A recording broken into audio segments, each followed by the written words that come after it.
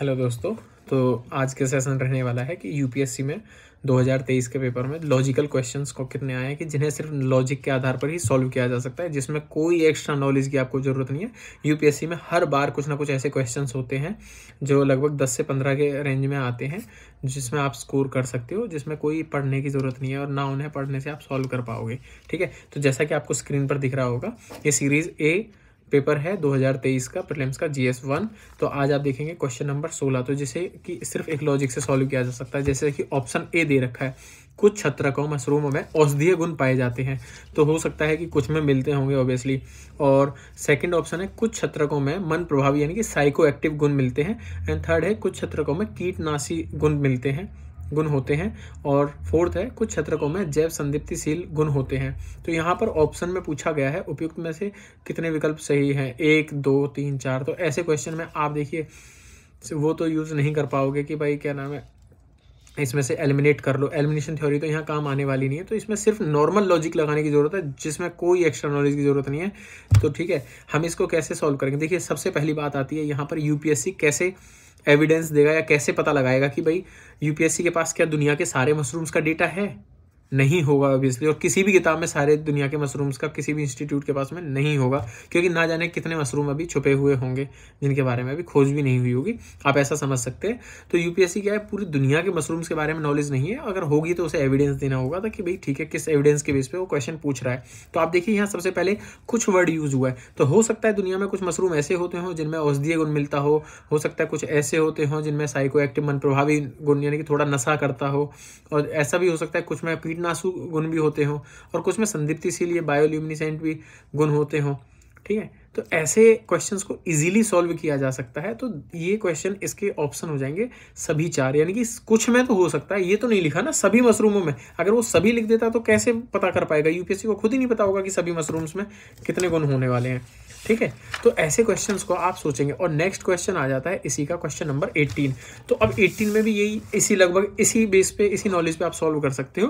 तो 18 में पूछा हुआ है कि ऑप्शन ए है, कुछ सूक्ष्मजीव जल के क्वथनांक के से ऊपर के तापमान वाले वातावरण में पनप सकते हैं। एंड सेकंड पूछा हुआ है, कुछ सूक्ष्मजीव जल के हिमांक से नीचे तापमान वाले वातावरण में पनप सकते हैं। कुछ सूक्ष्मजीव 3 से कम पीएच वाले अत्यंत अम्लीय वातावरण में पनप सकते हैं। तो ये अम्लीय वातावरण की जो, और ये वातावरण की बात कर रहा है, कहीं जहाँ 0 डिग्री से कम रहता हो, हिमांक वाला तापमान हो, तो वहाँ भी तो सूक्ष्मजीव रहते हैं ना यार। आप ये लगाओ, जब पोलर बियर लाइक जैसे जिंदे रहते हैं तो वो भी तो जीवित रह सकता है ना, जहाँ बर्फ पड़ती है उस जगह पे। और हो सकता है कि कुछ जीव रहते हो, इसमें भी वही सेम लॉजिक आता है। तो यूपीएससी के पास कोई एविडेंस नहीं होगा तो कुछ तो होगा ही होगा। तो ऐसे करके ऐसे भी क्वेश्चन के सभी ऑप्शन सही होते हैं। तो इसका भी आंसर सी होगा। एंड नेक्स्ट क्वेश्चन आता है इसी का ऑप्शन, क्वेश्चन नंबर 20।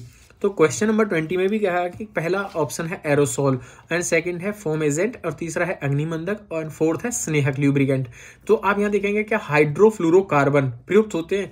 आप इस क्वेश्चन में लॉजिक लगाएंगे, जैसे कि नेक्स्ट क्वेश्चन में आता है कि कार्बन।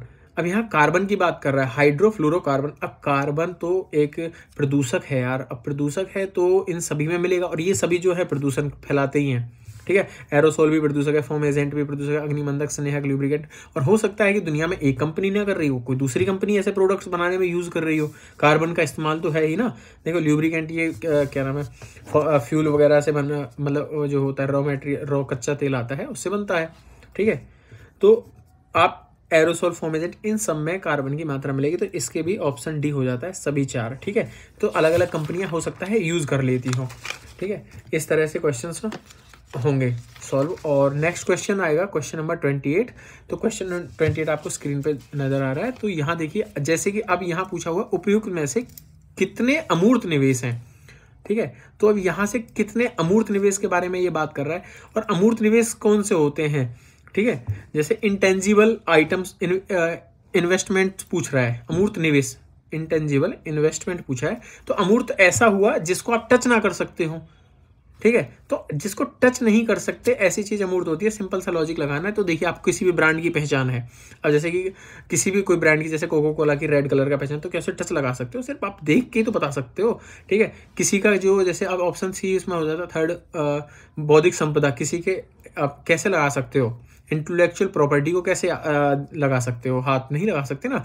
ग्राहकों की डाक सूची नहीं लगाया जा सकता, तो इसमें ऑप्शन 2 इन्वेंट्री जो होगी, माल सूची होगी, उसको आप लगा सकते हो क्या, तो माल सूची में आप हाथ लगा सकते हो। तो आप ऑप्शन इसका हो जाता है जैसे कि केवल 3C हो जाता है। एंड नेक्स्ट वन हो जाता है क्वेश्चन आपका, ठीक है। ऐसे लॉजिकल बेसिक नॉलेज से आप ऐसे क्वेश्चंस को सॉल्व कर पाओगे, ठीक है।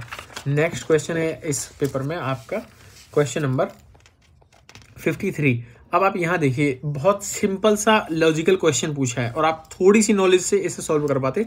जैसे कि ऑप्शन ए पूछा है, ऑटोमोबाइल और एयरक्राफ्ट में प्रयुक्त होने वाले अवयवों के विनिर्माण में कार्बन तंतुओं का इस्तेमाल होता है। तो जाहिर सी बात है, आप देखो कार्बन, अब किसी को भी नहीं पता हो कि कार्बन तंतु यानी कि क्या होते हैं, कार्बन फाइबर की ये बात कर रहा है, तो कार्बन फाइबर क्या होता है, आप नॉर्मल सा लॉजिक लगाएंगे। जैसे आप इंग्लिश में से पढ़ते तो वहाँ लिखा हुआ था कार्बन तंतुओं की जगह कार्बन फाइबर, तो आप फाइबर देखेंगे कि लाइट वेट होता है, आजकल देखा होगा कि लाइट वेट में कर रहे हो। और दूसरा कि प्लेन या ऑटोमोबाइल सेक्टर में कितने लाखों कंपोनेंट्स होते हैं जिनको असेंबल करके कोई चीज़ तैयार की जाती है, तो कहीं ना कहीं तो ऐसा होगा कि कार्बन फाइबर यूज होता होगा। तो आप ये लॉजिक लगा सकते थे कि भाई नॉर्मल लॉजिक है कि और कहीं ना कहीं तो कार्बन फाइबर यूज होता ही होगा, इतने सारे कंपोनेंट्स होते हैं। एंड सेकंड हो जाता है कि जैसे कार्बन तंतु एक बार प्रयुक्त होने पर पुनर्चक्रित नहीं किए जा सकते, तो आप यहाँ पर नहीं को देखोगे तो नहीं गलत है कि कार्बन चक्र यहाँ से नहीं किए जा सकते, ऐसा नहीं है। आप देखो कि जैसे पेड़ पौधे होते हैं दुनिया के, ये सब कार्बन को ही तो पुनर्चक्रित करते हैं। भाई कार्बन CO2 लेते हैं तो वहाँ कार्बन की मात्रा होती है, तो उसे ही तो लेकर रिसाइकिल करते रहते हैं ना। तो आप यहाँ देखेंगे कि ऐसे करके ये वायु प्रदूषण से भी कार्बन लिया जाता है, तो यहाँ पर भी ये सॉल्व हो जाता है कि भाई इन्हें पुनर्चक्रित नहीं किया जा सकता। इसका मतलब ऑप्शन बी, ऑप्शन 2 गलत है, तो इसका आंसर बनता है ऑप्शन ए, ठीक है। तो इन्हें पुनर्चक्रित किया जा सकता है। नेक्स्ट क्वेश्चन यही आ जाता है 54। तो अब इसमें 54 में क्या पूछा हुआ, देखिए पहले पढ़िए, उपयुक्त में से कितनी क्रियाओं में त्वरणमापी यानी कि एक्सेलेरोमीटर के प्रकार की आवश्यकता है। अब आप देखिए, एक्सेलेरोमीटर जो होता है स्पीड नापने वाला होता है। जैसे आप नॉर्मल लॉजिक लें, एक्सेलेटर गाड़ी में होता है, एक्सेलेटर मतलब कि रफ्तार बढ़ाने के लिए होता है, ठीक है।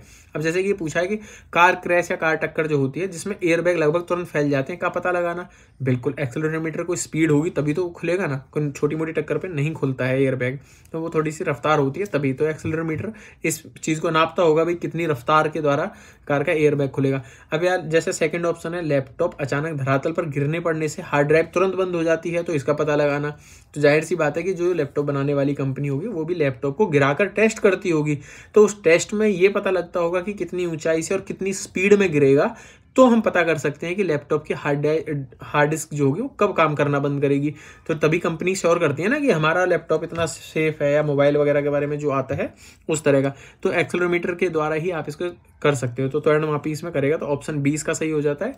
और तीसरा है स्मार्टफोन के झुकाव का, जिससे कि पोर्ट्रेट और लैंडस्केप मोड के बीच प्रदर्शन डिस्प्ले घूम जाता है, का पता लगाना। बिल्कुल, आप अपना फोन डिवाइस जैसे आप घुमा के देखेंगे तो वहां भी आपको ये चीज़ पता चल जाएगी, ठीक है। तो वहां भी एक्सेलेरोमीटर का यूज़ किया जाता है। तो इसके हिसाब से ऑप्शन इसके हो जाएगा सी, यानी कि सभी ऑप्शंस इसके ठीक है। तो नेक्स्ट क्वेश्चन हम आ जाएंगे ऑप्शन क्वेश्चन नंबर 60। अब देखिए, बहुत अच्छा क्वेश्चन है कि जैसे टेक्नोलॉजी बेस पूछा हुआ है कि ग्रीन हाइड्रोजन की बात कर रहा है, हरित हाइड्रोजन के संदर्भ में निम्नलिखित कथनों पर विचार कीजिए। तो पहला ऑप्शन है, इसके आंतरिक दहन से इंजन के रूप में सीधे इस्तेमाल किया जा सकता है। यार देखो, आप ग्रीन हाइड्रोजन है, एक तरह की गैस ही तो है, आप CNG से कंपेयर कर लो, और यहाँ CNG भी अगर ये लिख देता है या फिर पेट्रोल लिख देता, इथेनॉल लिख देता, सब कुछ बराबर ही होता ना कि आंतरिक दहन इंजन में, इंटरनल कंबस्टन इंजन जो होते हैं उसमें यूज़ किया जा सकता है। ऑप्शन सेकंड हो जाएगा कि प्राकृतिक गैस के साथ मिलाकर ताप शक्ति जनन के लिए ईंधन के रूप में इस्तेमाल किया जा सकता है। बिल्कुल किया जा सकता है, CNG के साथ में भी मिलाया जा सकता है, पेट्रोल के साथ में भी मिलाया जा सकता है, तो वहाँ भी ऑप्शन बी ठीक हो जाता है। एंड ऑप्शन सी थर्ड है इसका कि इसे वाहन चालन के लिए हाइड्रोजन ईंधन प्रकोष्ठ में इस्तेमाल किया जा सकता है, तो बिल्कुल किया जा सकता है। ग्रीन हाइड्रोजन तो है ही, और आपने सुना होगा आजकल टेक्नोलॉजी आ रही है, ऐसी बसेज या ऐसे ट्रक्स यूज़ किए जा रहे हैं जिनमें ग्रीन हाइड्रोजन का इस्तेमाल हो रहा है, ऐसी टेक्नोलॉजी पे काम कर रहे हैं। तो ग्रीन हाइड्रोजन एक टेक्नोलॉजी है, तो टेक्नोलॉजी बेस पे तो ये सब किया जा सकता है, ठीक है। अगर यहाँ कोई और भी ईंधन रखा होता तब भी इससे किया जा सकता है, ठीक है। तो ऑप्शन इसके भी सी हो जाएगा, तो सभी 3 ऑप्शन सही हो जाते हैं। और नेक्स्ट क्वेश्चन है क्वेश्चन नंबर 66। अब देखिए, ये पूछ रहा है कि भारत में कोयला आधारित तापीय शक्ति संयंत्रों में निम्नलिखित में से कौन से कथनों पर, मतलब निम्नलिखित कथनों पर विचार कीजिए। तो जैसे ऑप्शन ए है, उनमें से किसी में भी समुद्र जल का उपयोग नहीं किया होता है। तो इसने मतलब हार्ड स्टेटमेंट है, फिक्स स्टेटमेंट दे दी कि किसी भी जो समुद्र जल में कोई भी जो तापीय संयंत्र है उसमें समुद्र जल का उपयोग नहीं होता है।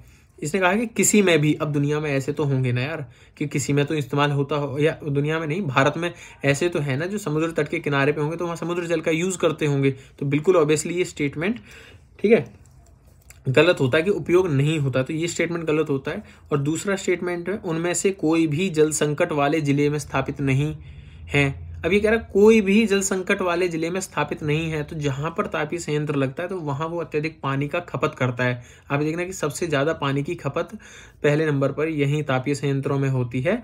तो आप ये देखेंगे तो यहाँ पर भी पानी का संकट पैदा हो जाता है जहाँ भी तापीय संयंत्र लगाए जाते हैं। तो ये क्या कह रहा है, कोई भी जल संकट वाले जिले में स्थापित नहीं है, तो ऑप्शन ये भी गलत हो जाता है। और तीसरा आप देखेंगे उनमें से कोई भी निजी स्वामित्व में नहीं है, तो यहाँ ये भी गलत हो जाता है। तो ऑप्शन निजी स्वामित्व में भी वहाँ पर हैं, तो ये समझ सकते हो। तो ऑप्शन इसका भी डी हो जाएगा, ठीक है। कौन से कथन सही है, तो इसमें से कोई भी ऑप्शन सही नहीं है, ठीक है। नेक्स्ट क्वेश्चन है क्वेश्चन नंबर 88।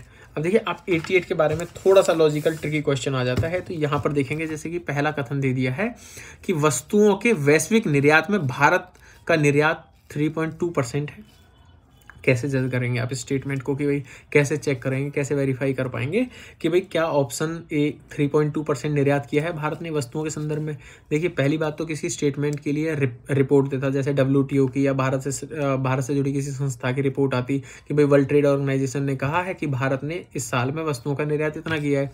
कोई ईयर दिया होता है इसमें कि भाई इस ईयर में, या कोई टाइम पीरियड होता ना, भाई इतने टाइम पीरियड के बीच में इतने % का हमने निर्यात किया। तो इसमें कोई भी निर्यात नहीं किया गया, मतलब स्टेटमेंट में टाइम पीरियड नहीं दिया गया, इस वजह से ऑप्शन ये भी गलत हो जाता है, ठीक है। तो और इसमें एक फिक्स डेटा है, तो अधिकतर मान के चलना जैसे ऐसे क्वेश्चन होते हैं तो इनमें क्या है, यहाँ फिक्स डेटा होगा तो वहाँ पर उसकी संभावना बन जाती है कि ये स्टेटमेंट गलत होगा। तो इसमें से आपका इसे हटा दीजिए, आंसर आपका अपने आप आ जाता है डी की। कथन 1 गलत है और कथन 2 सही है, ठीक है।